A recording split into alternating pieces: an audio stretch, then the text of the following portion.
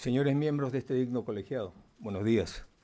El día de hoy voy a proceder a aclarar todas las imputaciones que ha hecho el Ministerio Público, para lo cual voy a proceder a hablar como ciudadano, como líder del Partido Nacionalista Peruano, pero también como expresidente de la República, dado que el Partido Nacionalista y mi gestión de gobierno han sido afectados con las imputaciones que ha hecho la Fiscalía. Para empezar, la primera imputación que hace la Fiscalía es que el Partido Nacionalista Peruano se creó para el mal, para delinquir. Y eso es ese es un emplazamiento político también. Es un cargo temerario que se ha hecho sin ninguna prueba y lo voy a demostrar en estos momentos, ¿no? El decir que el partido político, el Partido Nacionalista Peruano, es una organización política que se creó para delinquir, es ofender no solamente a los que construimos el partido, sino a la militancia también que apoyó el partido y a la población que creyó en esta opción nacionalista. Decir eso, yo me pregunto cuáles son las pruebas con las cuales la Fiscalía plantea esta acusación. Pues no tiene ninguna.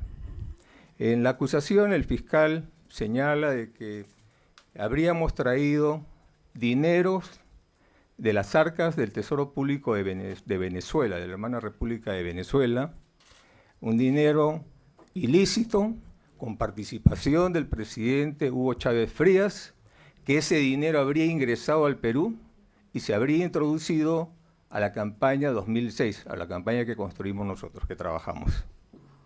Y señala que se habrían realizado actos de conversión, que vamos a detallar más adelante, y que finalmente ese dinero se había introducido a la economía nacional a través de una serie de acciones que también las vamos a detallar.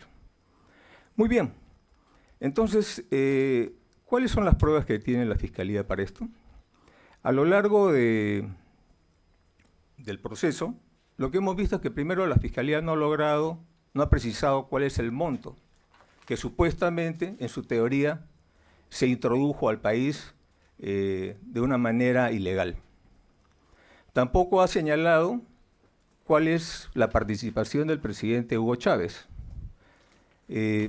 Tampoco ha señalado la modalidad, cómo se introdujo el dinero. Una teoría de la Fiscalía ha sido valijas diplomáticas, y se menciona a una diplomática, la señora Birly Torres. Pero si ustedes miran el récord migratorio de esta señora, de esta funcionaria, se darán cuenta de que durante el año 2005 y el año 2006, que son los años de la campaña electoral, la señora estaba en el Perú. Entonces, ¿cómo explicamos que la señora haya ingresado con valijas diplomáticas si no salió del Perú? De los testigos que ha presentado la Fiscalía,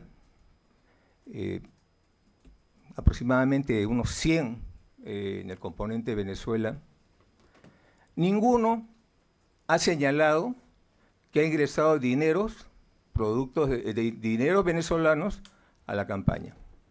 Hay testigos que han negado sus aportes, pero ninguno de esos testigos que han negado sus aportes ha dicho que previamente a eso algún funcionario venezolano, algún dirigente del Partido Nacionalista Peruano ha ido y le ha dicho, por favor, ingrese este dinero como si fuera tuyo a la campaña 2006.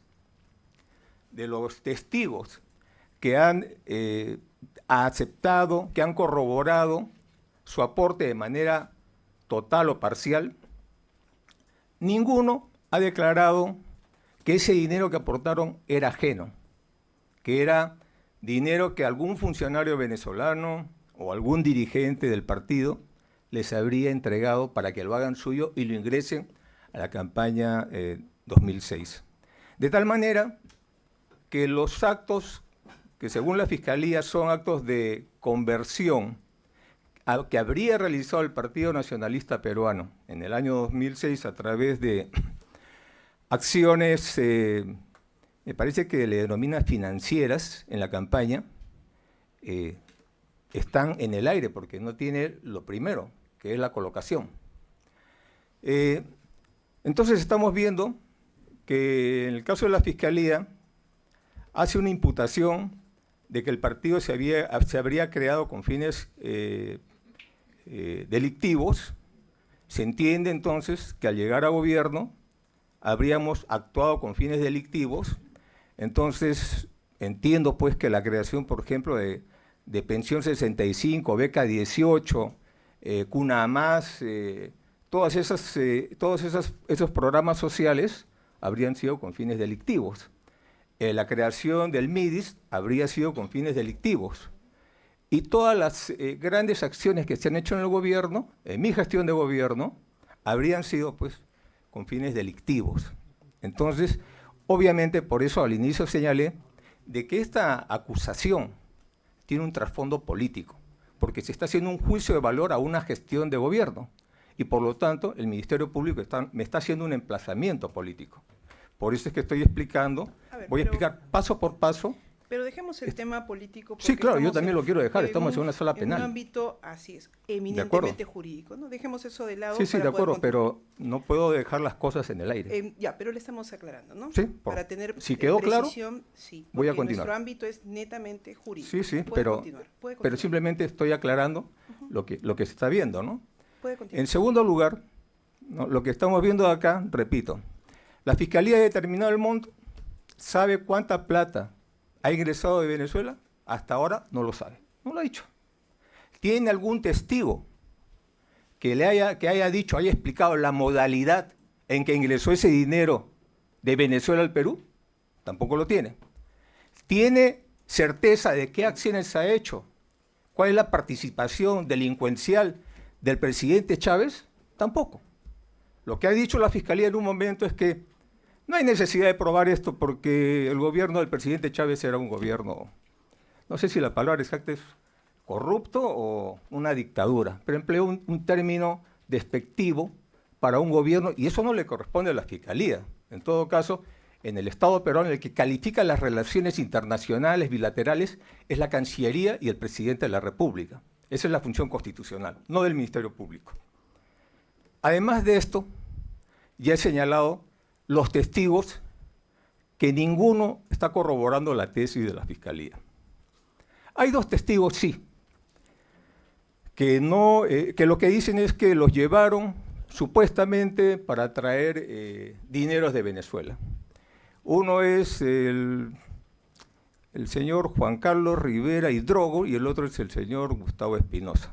En el caso de Gustavo Espinosa, excongresista de la República por UPP, y que fue desaforado antes de terminar su gestión por una serie de inconductas, es claro de que este señor, desde que salió electo congresista, se desvinculó y se desmarcó de una manera desleal de la agrupación que lo llevó al Congreso. En una conferencia de prensa, junto con el excongresista Torres Caro y otros congresistas más, rechazaron el proyecto nacionalista y dijeron que nos estábamos yendo hacia el lado chavista y se desmarcaron. Y es claro que desde esa época, estamos hablando de 2006 para adelante, la conducta del excongresista Gustavo Espinosa ha sido una conducta sumamente y abiertamente hostil a mi persona, a mi familia. Es una persona que está vinculado con mi hermano Antauro Humala, ¿no? Y me vi en la necesidad, en la obligación de tener que denunciarlo en la Comisión de Ética del Congreso y finalmente se le acumularon tantos procesos que lo desaforaron del Congreso. En el otro caso, en el caso del señor Rivera Hidrogo, es poco creíble porque de cuando acá haría de chofer, cuando él era una persona que trabajaba en el partido viendo las pautas publicitarias. Él dice que llevó al señor Martín Belaúnde porque el señor Martín Belaúnde, según Rivera Hidrogo, no sabía manejar. y a mí me consta que el señor Martín Belaúnde maneja bien, porque él me ha acompañado, él y su hermano Arturo Belaúnde me han acompañado en diferentes viajes por el interior del país durante la campaña electoral. Asimismo, también volviendo al tema de Gustavo Espinosa, él señala que yo lo habría llevado de chofer a la Embajada de Venezuela. Yo señalo que esto es poco creíble. Además, la Fiscalía no ha podido corroborar ninguna de estas dos historias fantasiosas, porque el señor Gustavo Espinosa estaba candidateando al Congreso por Lambayeque, con el número 1 en la lista. ¿Qué tendría que hacer en plena campaña electoral el señor candidato al Congreso por Lambayeque de chofer del candidato presidencial? Si yo tenía choferes, tenía carros y tenía choferes, tenía seguridad, no necesitaba traer a un candidato al Congreso que ni siquiera era de mi círculo de confianza. Este señor entra en la lista de UPP al Congreso de la República. Entonces, con esto quiero hacer ver de que ninguna de las imputaciones de la Fiscalía con respecto al ingreso o colocación de dineros de Venezuela ha sido probado. Ni siquiera la versión de estos dos últimos testigos, la Fiscalía ha podido corroborarlo. Pero ¿qué tenemos nosotros? ¿Y qué hay en la carpeta de juicio? Tenemos, por ejemplo, la carta del Supremo Tribunal de Justicia de Venezuela, que señala que en el periodo de gobierno del expresidente Hugo Chávez Frías, que me parece que ha sido entre el 99 y 2013, no ha tenido ninguna causa, ninguna investigación ni condena por peculado, y que además a la actualidad no tiene investigación ni causa abierta por delito alguno. Además de eso, tenemos nosotros varios comunicados de la Embajada de Venezuela en el Perú, que en su oportunidad lo han publicado para rechazar las imputaciones que han venido haciéndose al respecto de que Venezuela habría financiado mi campaña electoral del año 2006.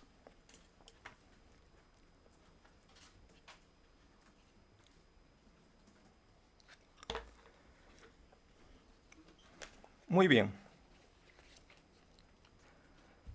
Además de esto, sin haber quedado claro o probado el primer paso, que sería, ustedes me corregirán, yo no soy abogado, la colocación, vendría la conversión. Entonces, para la Fiscalía, como actos de conversión, son todos los movimientos financieros de mi familia. Entonces, primero, confunde una donación personalísima que me hace el señor Julio Macaren, un empresario venezolano ligado a partidos de izquierda, simpatizante a la izquierda, y que conocí en Venezuela. La primera vez que fui por motivos políticos, a mediados de mayo del 2005, invitado por el partido político Patria para Todos, un partido que era parte de la confluencia de izquierdas en Venezuela, pero que más adelante se pasó a la oposición. Eso suele suceder en política. Entonces, en ese congreso lo conocí. Y me he visto varias veces porque en el año 2005 realizo varios viajes a Venezuela. Asistí a 2 congresos del Partido Patria para Todos, fue mediados de mayo, el otro me parece que ha sido en julio. Después tuve una invitación a un fórum por el PCV, ya el partido oficialista, y el cuarto viaje que tengo a Venezuela es, y cuando ya conozco al presidente Chávez, es el 4 de enero del 2006, en una conferencia internacional que el presidente Chávez y el presidente Evo Morales dan en Caracas. Allí lo conozco. Quiere decir, para tratar de ubicarnos cronológicamente, al señor Julio Macaren, empresario venezolano, lo conozco en mayo del 2005, después de varias conversaciones, logro que él me haga una donación personalísima para el proyecto de construcción de un partido político. Él estaba muy interesado porque sabía, era un hecho internacional, que en el año 2000 yo había hecho de teniente coronel, como comandante de una unidad militar, un levantamiento militar contra el gobierno de Fujimori y Montesinos. Ese hecho internacional es el que de alguna manera gatilla mi trayectoria política. Pero en ese momento, en el 2005, yo no conozco al presidente Chávez, como para decir que es dinero de Chávez. El señor Makarian hace las transferencias por la banca norteamericana, porque sus empresas tenía empresas de servicios generales. Es verdad que esas transferencias llegan a las cuentas de la señora Antonia Alarcón, mi suegra, y de la amiga de mi esposa, Rocío Calderón. ¿Por qué? Por una razón sencilla. En ese momento estábamos nosotros haciendo trabajo político y más paraba en el interior del país, en las regiones, junto con mi esposa, que en Lima. Pero las actividades para el cumplimiento de los requisitos para inscribir un partido político se hacían acá en Lima. Entonces se necesitaba la plata acá en Lima, no tanto en las regiones del país. Por eso se decidió eso. Además, yo había venido de ejercer el puesto de agregado militar en Francia y agregado de defensa en la República de Corea del Sur, y la única cuenta en ese momento que tenía era la del Banco de la Nación, ¿no? Pero la Fiscalía confunde una donación personalísima, cronológicamente fuera del espacio de la campaña 2006, con un acto de conversión de la campaña 2006, producto de dineros de Venezuela. La empresa Caizamac, de la cual es dueño Julio Makarian, y que hace las transferencias, es una empresa privada que actúa en el ámbito privado.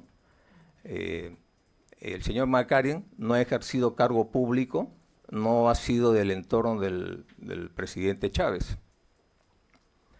Entonces, ese tema quería aclararlo.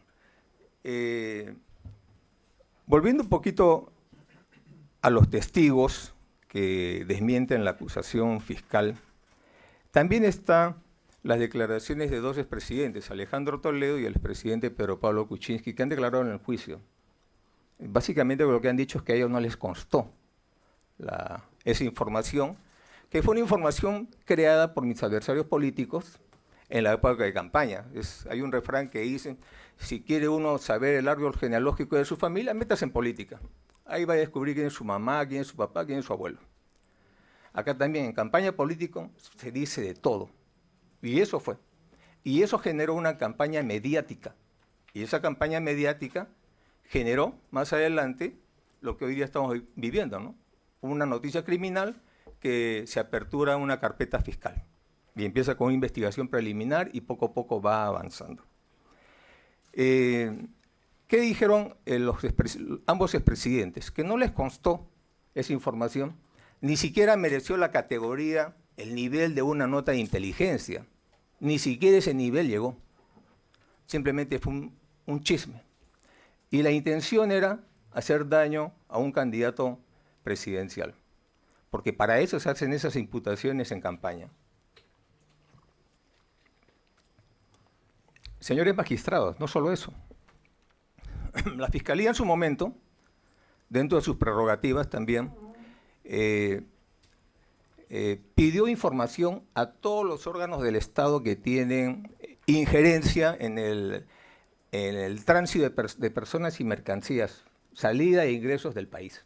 Es decir, desde migraciones hasta la DIRIN, DIGEMIN, etc. ¿Y cuál ha sido la respuesta de todas las instituciones a las cuales la Fiscalía le ha demandado información? Todos le han dicho que no ha habido ningún incidente de valijas diplomáticas, que no hay ninguna ocurrencia respecto a ingresos de dineros ilícitos de Venezuela. Entonces, lo que tenemos es que la Fiscalía no ha aprobado el ingreso o la colocación de dineros en las formas y características que las ha detallado. Entonces yo me pregunto, ¿de qué conversión estamos hablando? Si no tengo nada, ¿qué voy a convertir? Entonces, en este caso la conversión sería una ficción jurídica, porque no hay nada que convertir. ¿Qué hace la Fiscalía en actos de conversión? Además de poner una donación personalísima del señor McCarren, fuera de la época de campaña, antes de que seamos partido, y que han sido transferencias bancarias, además de eso, incorpora la compra de mi casa, que se hizo en el 2007 con un crédito hipotecario del BCP. La incorpora como un acto de conversión. ¿Por qué? Porque señala que adelantamos las cuotas para el pago para cortar los 15 años de crédito. ¿Eso es cierto? Es cierto. ¿Es un acto de conversión? No lo creo. Creo que eso es lo que haría, ese es el razonamiento normal, el razonamiento financiero de una familia, si tiene la oportunidad, la capacidad económica de poder acortar cuotas y dejar de pagar intereses leoninos a la banca, 12% por ejemplo, pues ¿quién no lo hace? Pero para la Fiscalía ese es un acto criminal y demuestra la conversión de la compra de la casa. Y también señala los contratos de mi esposa. Mi esposa tiene una ejecutoria profesional desde el 99 en que se graduó como comunicadora para el desarrollo, con especialidad en marketing en la Universidad de Lima en el año 99, y tiene estudios concluidos de maestría en sociología en la Católica. Desde que yo la conocí, en el año 97, ella ya trabajaba, e inclusive ganaba más plata que yo. Yo en ese momento estaba en actividad. Y ella hacía consultorías profesionales en un equipo de especialistas de la Universidad de Lima que lo lideraba el profesor Javier Díaz Albertini. E incluso tienen publicaciones, libros que han escrito, donde está ella como coautora, como investigadora. Además de eso, durante, diría, un año aproximadamente, ella tenía una columna en La República, en el diario La República. Era columnista de La República. Entonces, Nadine Heredia siempre ha trabajado. Interrumpió su actividad laboral porque me enviaron al extranjero en los cargos diplomáticos que ya son de público conocimiento. Y cuando regresamos, cuando me invitan al retiro, con fecha 1 de enero del 2005, me acompaña en el proyecto político de la construcción de un partido político.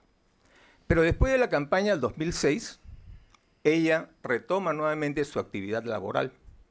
Y desde el 2006 desde el segundo semestre del 2006 hasta mediados del 2009, ella ha realizado 6 consultorías profesionales en el área de su especialidad: comunicaciones, marketing, comunicación para el desarrollo. Y para la Fiscalía, esos 6 contratos de trabajo reales, honestos, para la Fiscalía no son ciertos, no son reales. Es una ficción que han servido para introducir la plata que todavía el fiscal no ha demostrado que ha llegado al Perú. Entonces, en el año 2009, producto de la actividad política, inclusive me remonto antes, cuando yo, después del levantamiento de Locumba, soy una persona pública y no tengo ningún proceso ni administrativo ni penal. Pero cuando entro a la política en el 2005, comienzan los procesos. En el año 2006 me abren una investigación por haber trabajado en el Alto Guayaga, que dicho sea de paso, ya se archivó. En el 2009, después de la campaña electoral del 2006, y continuando en política, porque ya en ese momento teníamos una bancada congresal, a mi esposa le abren un proceso de investigación por lavado de activos producto del narcotráfico. Así le pusieron. Y llaman como investigados a la empresa Apoyo Total del señor Eduardo Sobenes, que hoy es el único colaborador que tiene la Fiscalía, y también llaman como investigado a la empresa Palma Aceitera, de don Arturo Belaúnde Guzmán. Entonces, no recuerdo si también han llamado a otras empresas, puede ser, está en el expediente, pero todos los empleadores ratificaron la idoneidad, la legitimidad, la legalidad, el trabajo real de los contratos que realizó de consultoría que hizo mi esposa. Entonces, cuestionar estos trabajos es también, una acusación curiosa, porque en otras investigaciones que felizmente ya hemos cerrado, a mi esposa ya no la ponen como la ponen en esta fiscalía, que no es capaz de realizar un trabajo profesional. En las otras la ponen como una persona sumamente inteligente que podía despachar con ministros de Estado. Señora magistrada, entonces está hablando... Un momento, por favor, señor declarante. Está hablando de la acusada Nadine Heredia Alarcón, que está referido a los contratos ficticios, a lo que está haciendo alusión. No está hablando con relación a los hechos que son materia de acusación y los cuales tiene que hacer su descargo. Entonces, yo pediría que haga el control respectivo en ese sentido. Pero le estamos escuchando en general una referencia, también entendiendo que este juicio ha durado o viene durando ya más de 2 años, y entendemos que esta es la oportunidad que tienen los acusados y la única para expresarse. Y lo entendemos, señor fiscal, como una referencia, no una profundización de la temática, porque no es ese aspecto el nuestro. Pasemos, señor declarante, continúe con su alocución. Muchas gracias, doctora. Miembros del colegiado. Entonces, se abre una investigación por lavado de activos producto del narcotráfico. Creo que es necesario contar la génesis de este proceso, porque de ahí viene este proceso. Estamos ahí por eso. Entonces, todos los empleadores ratificaron el trabajo de mi esposa. Y se cerró la investigación por lavado de activos producto del narcotráfico en el año 2010. De ahí viene la campaña 2011, ganamos las elecciones, somos gobierno, y en el 2015 un fiscal reabre nuevamente esta investigación de lavado de activos. Y en esa investigación llaman nuevamente a la empresa Apoyo Total y a la empresa de Palma Aceitera de don Arturo Belaúnde Guzmán. Allí, de los 6 contratos, son los 2 únicos empleadores que han cambiado su declaración. En el caso del señor don Arturo Belaúnde Guzmán, su cambio es parcial. Reconoce el contrato de trabajo, lo reconoce. Reconoce el trabajo real, lo reconoce. Reconoce los pagos hechos por remuneraciones del trabajo a mi esposa, parcialmente los reconoce. Solo reconoce los que fueron hechos a través de transferencias bancarias de Malasia a Lima. Pero ya no reconoce los pagos en efectivo que los hizo a través de su hijo Arturo Belaúnde Locio. Eso ya no lo reconoce. Y señala, porque ha declarado en juicio, señala de que se desanimó por diversas razones de continuar el proyecto. Pero lo que olvida es que no ha mostrado ninguna carta en el cual él ratifica por escrito que ya no sigue el contrato vigente. Sin embargo, está más bien la declaración jurada donde él ratifica el contrato. En el segundo caso... Acá hacemos un alto. Le pedimos que reencaucemos sus descargos en relación a usted. Entendemos el vínculo con su coacusada, la señora Nadine Heredia, su esposa, pero últimamente, en lo último que está usted señalando, está más bien dando una perspectiva de defensa de su esposa, que podría ser en el ámbito interno respetable, entendible, pero en este ámbito técnico tendría que circunscribirse a lo que es su propia defensa, ¿no? Su descargo. Okay. Eso le vamos a pedir. Si hay alguna mención, será muy referencial, doctor Pedraza, pero no profundizar. Estamos escuchando descargos propiamente de aspectos cuestionados a la señora Nadine Heredia sobre esto último, ¿no? Que ya está incidiendo en varios minutos sobre el tema. Sí, solo tener presente, por favor, sí, que la imputación fiscal es por coautoría. y por tanto los temas vinculados al contrato de la señora Heredia lo vinculan en términos de la imputación a mi patrocinado.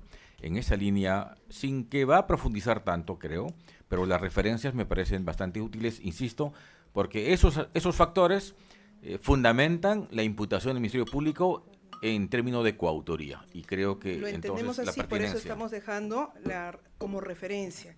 Pero ya ingresar a una defensa propiamente de la esposa no correspondería, sino a la señora Nadine, que seguramente en su autodefensa material la escucharemos a profundidad.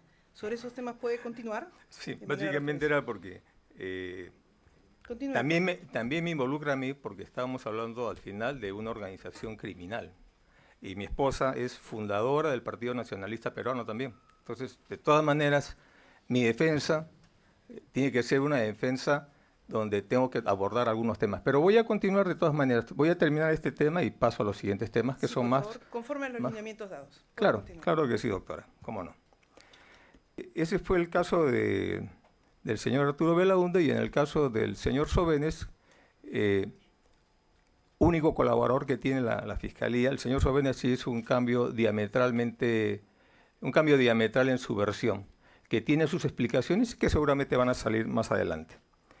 Pero además, en este caso, el único colaborador, Eduardo Sobenes, en este juicio, ha declarado que él no tiene mayor conocimiento del origen de los fondos con los cuales él ha pagado el contrato que hoy día rechaza, pero antes lo defendía.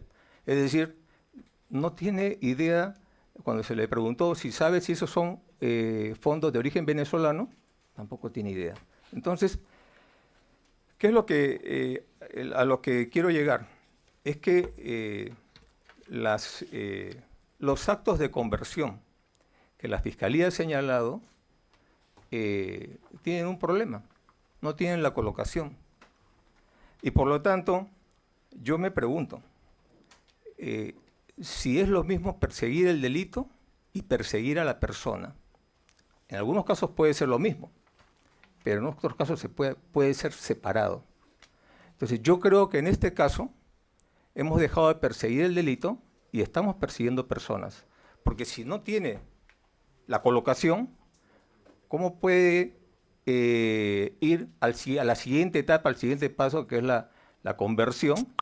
Y a través de esa supuesta conversión, nos han aplicado a mí, a mi esposa, y por ende a mis hijos, una serie de restricciones, todas las que dice lo que les permite a la Fiscalía, todas esas nos han aplicado sin excepción, y las hemos cumplido, ¿no? E incluso la prisión preventiva fue calificada por el Tribunal Constitucional como abusiva, y sin embargo hemos asumido, y al día siguiente de que salí en libertad me presenté a la Fiscalía y le dije, voy a seguir colaborando.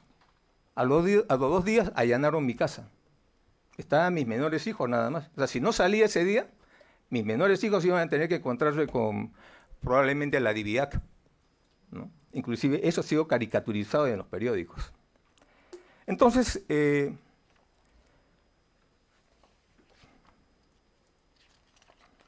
disculpen, tengo una ayuda de memoria.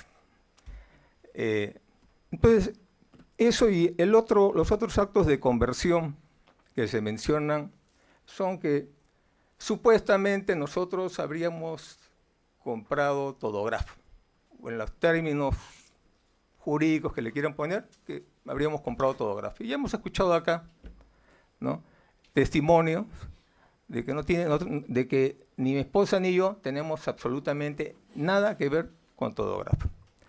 Que habríamos estado interesados en concursar para obtener antenas de radiodifusión y televisión a nivel nacional. Y también hemos escuchado acá a una testigo me parece de Puno, que es la dueña de una televisora regional que estaba supuestamente en la acusación, como que esa televisora sería mía o la antena, el concurso habría sido mía o de mi esposa o del Partido Nacionalista. Y ella ha declarado que no tiene absolutamente nada que ver ni con el partido, ni con nosotros, ni con Martín Belaúnde, que lo nombra también. Entonces lo que quiero decir es que nosotros no tenemos intereses comerciales, tenemos intereses políticos. Y lo mismo con la compra supuesta de equipos audiovisuales por una cifra elevada, en la cual tampoco la Fiscalía ha mostrado una sola prueba para poder poner dentro de la acusación a nivel juicio oral este tipo de imputaciones. Voy a pasar entonces ahora a la segunda parte de mi declaración, que es el componente Brasil.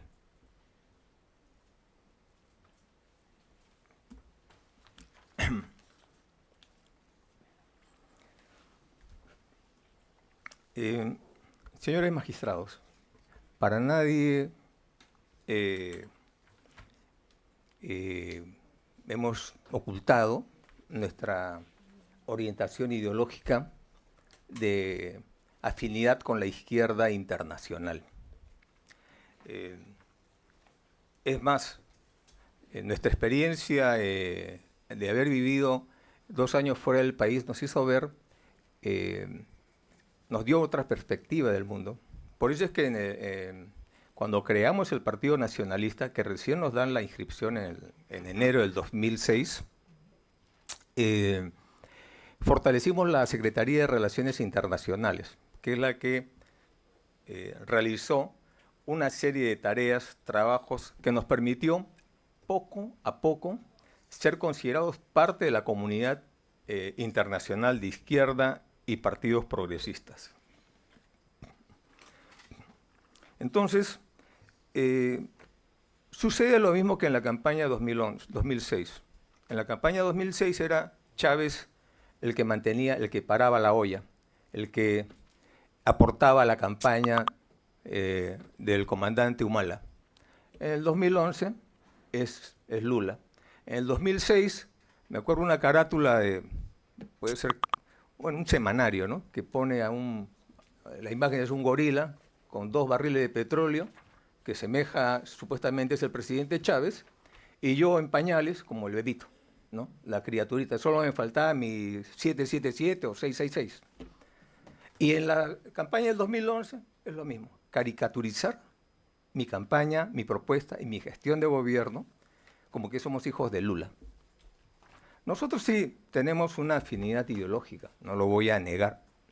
Es nuestra esencia. Justamente cuando hago el levantamiento de Locumba, es simplemente un movimiento cívico-militar que busca consolidar, defender la democracia. Pero ya como partido tenemos una ideología, una propuesta. Y por eso nos vinculamos con los partidos de izquierda.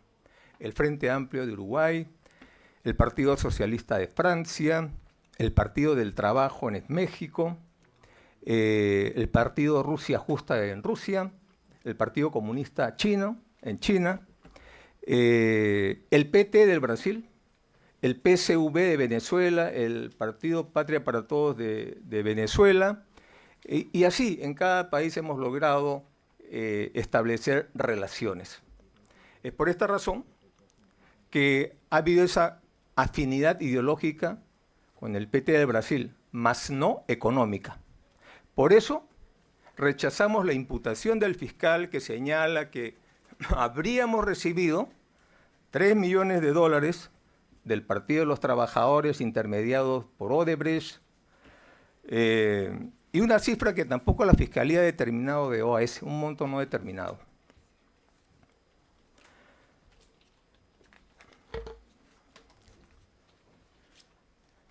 Repito, ni yo, ni mi esposa, ni ningún dirigente del partido hemos recibido esos aportes. No existe, al día de hoy, ningún testigo de la Fiscalía que haya declarado haber introducido dineros de Brasil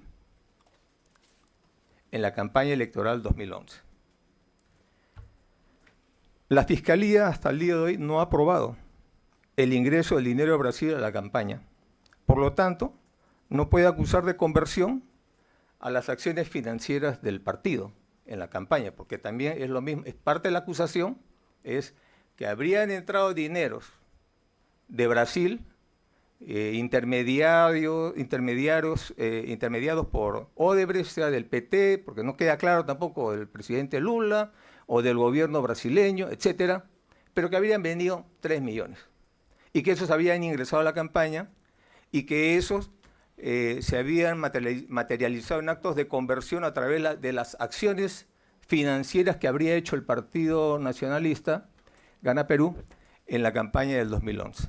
Pero no hay ninguna prueba que corrobore o que señale fehacientemente que ese dinero ingresó a la campaña, como tampoco lo hay en el tema de OAS. Entonces, repito, no hay ningún testigo, nadie ha declarado acá que pueda certificar, que pueda atestiguar que ha venido dinero de Venezuela y ha llegado a Lima para ser entregado a mi campaña. Como decía al principio, este tipo de acusaciones nacen en campaña electoral. También la Fiscalía nos acusa de que estábamos en condiciones de presumir o suponer del origen ilícito de los dineros de Odebrecht y OAS en la campaña 2011. Y yo me pregunto, ¿estamos hablando en serio? ¿Era posible presumir en el año 2010, en el año 2011, la conducta opaca o corrupta de Odebrecht, de OAS? Díganme, ¿en serio? Yo le hago un comentario. En el año 2013, el Poder Judicial publicó un libro, me parece que es Ley y Justicia, Lex y Libertad, tiene un nombre. El libro está en los actuados, está en la carpeta de juicio. Un libro donde están invitados una serie de personalidades de diferentes especialidades. Señores magistrados, ¿saben quién escribe como representante del empresario nacional? Justamente Jorge Simoes Barata. Escribe en el libro editado y publicado por el Poder Judicial en el año 2013. 2 años después de la campaña 2011. Yo me pregunto, ¿estaba la institución del Poder Judicial en condiciones de presumir, suponer de los fondos ilícitos, de las finanzas opacas internas, por decirlo de manera diplomática, de Odebrecht, de OAS, pero en este caso de Odebrecht? No estaba en capacidad de poder presumir o suponer lo que la Fiscalía está acusando al Partido Nacionalista, y me está acusando a mí, está acusando a mi esposa, a los principales dirigentes, de que 3 años antes, sí, nosotros estábamos en condiciones de suponer eso. Hay que recordar y contextualizarnos que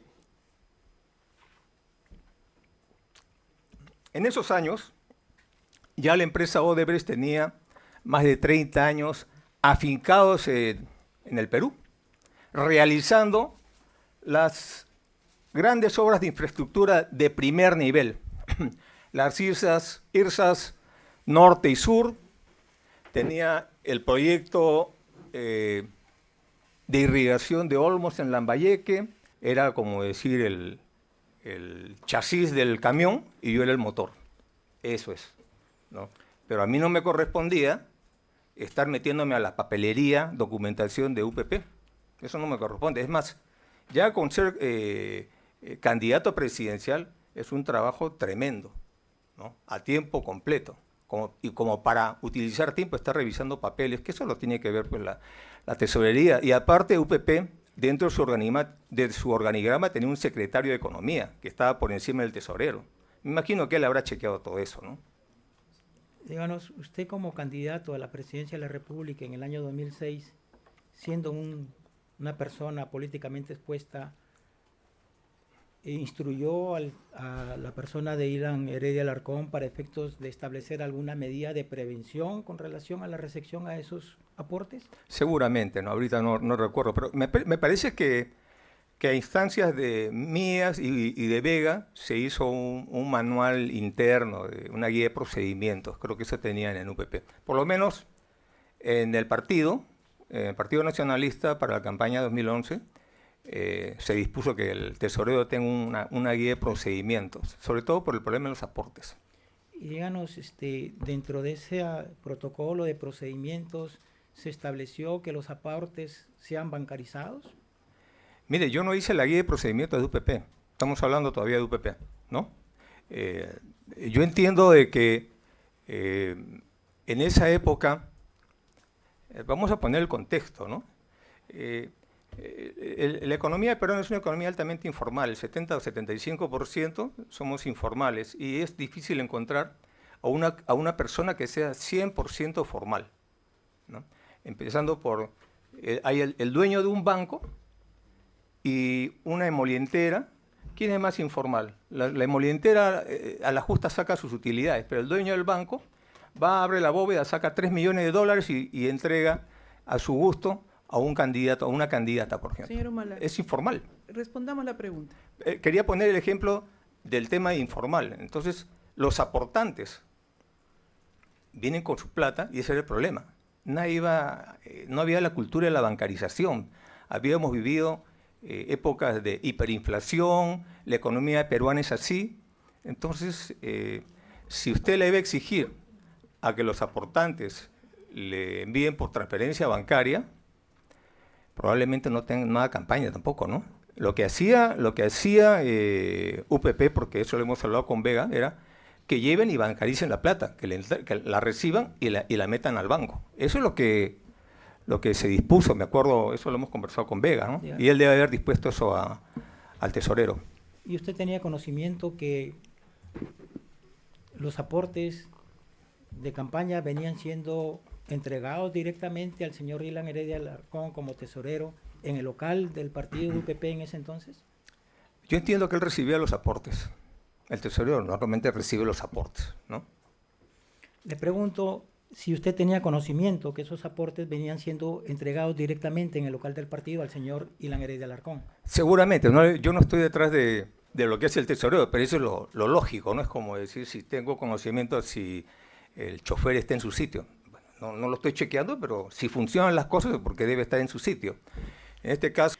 Y díganos, ¿quién autorizaba el pago por la publicidad a los diferentes medios de comunicación? Eso era, en la comisión política se debatía, se tomaba la decisión. Yo tenía un liderazgo en la comisión política, así que probablemente, o en gran medida, mi opinión era la que pesaba. Digamos, Pero ya la parte mecánica de la operación de pagarle, eso lo veía el tesorero. díganos, ¿usted tiene conocimiento si esos pagos de publicidad se hicieron de manera bancarizada o se pagaron directamente a los medios de comunicación? Mire, no tengo preciso ese tema, pero me parece que en el 2006 se han pagado en gran medida al cash. Por eso es que me llamó la atención cuando nosotros en la etapa preparatoria, me parece, pedimos que vinieran a testificar los dueños de los canales de televisión. La Fiscalía nos cerró la puerta. Fuimos un día y nos dijeron a los 3 días que ya había cerrado la investigación y no nos permitieron ingresar estos documentos, inclusive fuimos a una tutela de derecho. Hubiera sido interesante que vengan a declarar ellos y que digan si ellos sospechaban del pago del dinero al cash. Hay que contextualizar, estábamos en el 2006, no estamos ahora. No había YAPE, por ejemplo, ¿no? ¿Y esos pagos los realizaba el señor Ilan Heredia Alarcón? El tesorero. Él era tesorero. Si es el tesorero, él le haría el pago a Rivera Drogo y él se llevaba la plata y depositaba, arreglaba en el buen sentido con las televisoras. Y usted tiene, hablando de aportantes que negaron, ¿usted tiene conocimiento que en la campaña 2006 la mayoría de los aportantes que aparecen ahí con cifras, algunos significantes, negaron su aporte? Bueno, mire, acá lo que cabe en realidad es una reflexión, ¿no? Yo creo que los señores magistrados del colegiado tienen una enorme responsabilidad porque en la época del 2006 y del 2011 lo que estaba vigente era la ley de partidos políticos, que justamente trataba los aportes negados como unas faltas administrativas y no un delito. Porque las razones por las cuales un aportante niega sus aportes son diversas. Por miedo a verse involucrado en un problema, en una investigación fiscal. Informales que aportan, pero si su nombre va a salir en la prensa, les va a caer la SUNAT, ¿no? Otros que están resentidos porque de repente no tuvieron una plaza de trabajo cuando se llegó a gobierno. Otros porque ideológicamente de repente creen que hubo una desviación en la línea de gobierno. Hay diversas razones, por eso es que en su momento el legislador señaló de que esto debe ser una falta administrativa, porque ¿a quién le creemos? ¿Al aportante o al partido? ¿A quién le creemos? Porque tampoco podemos dar por sentada, como palabra de misa, que lo que dice el aportante es cierto. Entonces, por eso, la ley establecía que la OMPE tenía que hacer una investigación y de acuerdo a eso, se podía sancionar con una multa al partido, pero no no criminalizarlo como lavado de activos. Este es un tema que es transversal a todos los partidos y esto está debilitando a todas las organizaciones políticas porque en cada campaña siempre va a haber aportantes que van a negar sus aportes por diversas razones.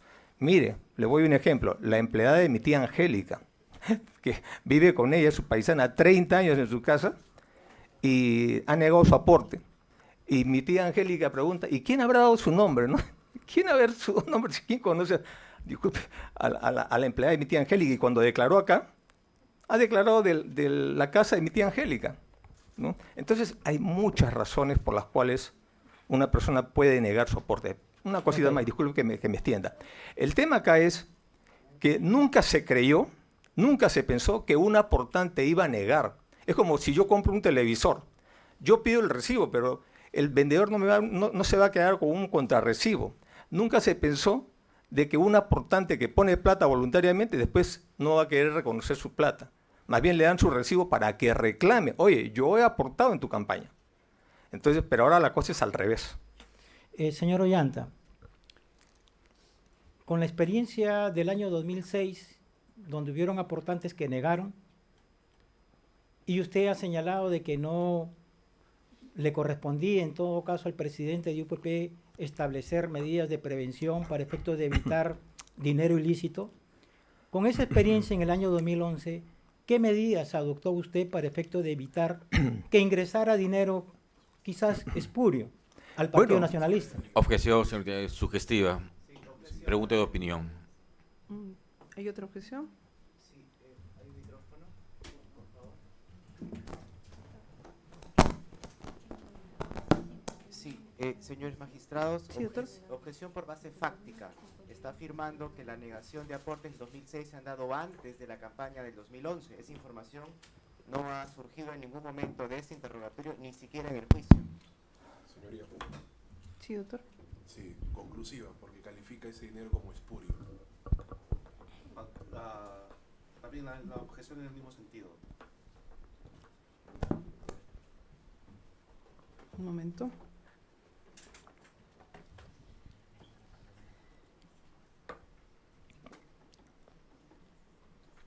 Bueno. Nos parece la pregunta bastante interesante responder, pero técnicamente, doctor, va a tener que reformularla por el término espurio, ¿no? Sí, que le otorga ya un aspecto ya tanto sugestivo. Voy a Fundadas las reformular. objeciones en ese sentido. Adelante, doctor. Señor Ollanta, ¿qué medidas o protocolos sugirió al tesorero para efectos de evitar que ingresara dinero de repente no lícito? Objeción, señoría. La pregunta es especulativa y está en la misma línea, porque dice... para que ingrese Doctor, el- fundada la objeción, suficiente. Doctor, es otra terminología. Señor Ollanta Humala-Tasso, ¿qué medidas adoptó usted como persona públicamente expuesta ya que era candidato, recomendaciones al tesorero para efectos de controlar el dinero que ingresaba a las arcas del Partido Nacionalista. Más Con allá la de ser- experiencia del 2006 está usted Correcto. partiendo, ¿no? Con ¿Puede esa experiencia. repetir entonces la pregunta, por favor? Sí. Ya me hice entrar en duda, doctora. No, hemos entendido con la experiencia de lo ocurrido en el 2006, en el año 2011, qué medidas se adoptaron para, Para controlar efectos exacto, para efectos de acción control respecto a los aportes los que llegaban aportes. Ujú. a las arcas del Más partido. allá de ser una persona públicamente expuesta, que en este caso no tendría nada que ver, era el tema de enfrentar una nueva campaña y enfrentar eventuales denuncias por aportes negados, ¿no? Eso no quiere decir que sean ilícitos. Le repito, en la campaña 2006 como en la campaña 2011, la ley de organizaciones políticas y partidos estaba vigente y ahí señala claramente aportes prohibidos, aportes que sobrepasan el límite, aportes de gobiernos extranjeros y aportes no informados. Pero el aporte prohibido, que abarca esas categorías, no era delito, era una falta administrativa.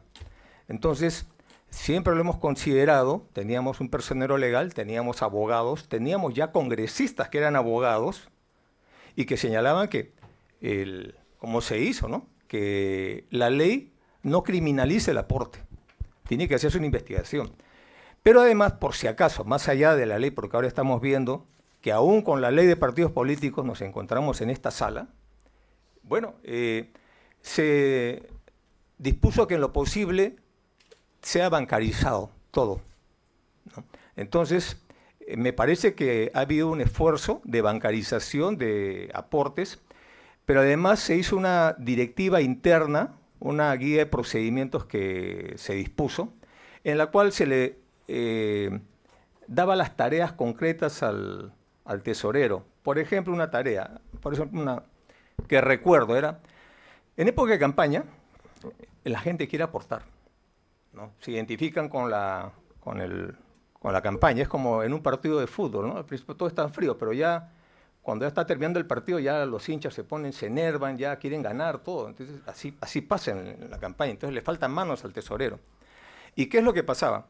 Que habían congresistas, excongresistas, dirigentes, activistas del partido, que traían aportes y traían una relación de aportantes. Entonces se le explicó que como actuamos en un partido político que no es una empresa privada, es una organización sin fines de lucro. Entonces prima la buena fe. Entonces, si viene, por ejemplo, un congresista con una lista de 10 aportantes y 100.000 soles, él le daba la lista del tesorero, los 10 aportantes y los 100.000 soles. Y esos 10 aportantes se reflejaban en el informe a la OMPE. Igual, así ha habido casos, por ejemplo, acá ha declarado el señor Rulman Pebe, familiar lejano, que él fundó inclusive la base de Surquillo con mi suegro, que en paz descanse, ¿no? Él traía aportantes, estaba prácticamente todo el día en el partido, pero acá en juicio declaró que si ha ido al partido habrá sido una vez, y ni siquiera aportado, creo, ¿no? Pero se tomaron esas medidas, ¿no? Y ya me parece que los pagos a los medios de comunicación creo que ya fueron bancarizados, me parece. Continuemos. No lo reconozco. Bien, y para ir terminando, usted en este desarrollo de juicio escuchaba hablar sobre las agendas de la señora Nadine Heredia Alarcón. Bueno, son documentos Un momento, internos, por favor. personalísimos. ¿Cuál es la pregunta, señor? Sí. La pregunta es la siguiente. ¿Usted ha realizado anotaciones en esas agendas de la señora Nadine Heredia Alarcón? Mire, Un momento, por favor. La defensa anunció un tema. ¿Podemos avanzar o mantiene lo que señaló? Mantengo la observación respecto a la reserva sobre esos temas, señor director de debates. Bueno, su patrocinado estaba contestando. En este momento ya no pueden conversar entre los dos. permítame darle una respuesta. Depende. Bueno, Sí, sí. usted Sí, está Una sola declarando. respuesta. Adelante. Los documentos privados que en el argot cotidiano de los medios de comunicación y en este proceso también le llaman agendas, son de mi propiedad intelectual. La finalidad de esos documentos fue la vacancia presidencial. Ya en mi gobierno, en el Congreso ya se hablaba de la aplicación del artículo de la incapacidad moral permanente para vacar al presidente. Y esa fue la finalidad. Es por eso que mi esposa asumió en ese momento la propiedad, pero es una propiedad común, pero la autoría, la propiedad intelectual es mía. Y esos documentos han sido adulterados, tachados, hojas arrancadas, etcétera, y son una prueba prohibida sobre la cual no me puedo pronunciar porque ya no son reconocibles. Han Señor, estado más de sí. un año fuera Sí, de mi poder. Señor Ollanta, ¿nos podría explicar a qué se refiere cuando dice que es de su propiedad intelectual? Que ahí se reflejan mis expectativas. A O eso sea, me ¿usted ha refiero. hecho anotaciones? Como le digo, ya no me puedo referir más al tema de fondo, ya lo aclaró mi abogado, pero le estoy explicando por deferencia al colegiado las razones. No es un capricho, sino que ¿Puede ya repetir el término? Son mis expectativas. ahí se reflejan expectativas y están cronológicamente fuera del ámbito de las campañas 2006 y 2011. Cuando aparecen esos montos de dinero que dice Arqueo, son Objeción, señorita expectativas- directora son de debates. expectativas Pero ya le he suyas. dicho que ya no voy a contestar más sobre eso. Es su No más respuesta. preguntas, señor magistrado. Muy bien. La